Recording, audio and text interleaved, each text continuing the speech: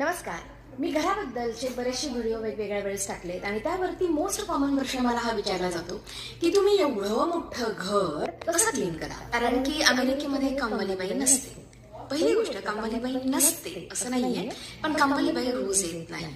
तर ह्याच्या मागची कारण काय, चला तुला थोडक्यात सांगते. तर सगळ्यात पहिलं आणि महत्वाचं कारण, अमेरिकेमध्ये मुळात घरं जरी मोठी असली तरी ती तुम्हाला रोज झाडावी पुसावी लागत नाही.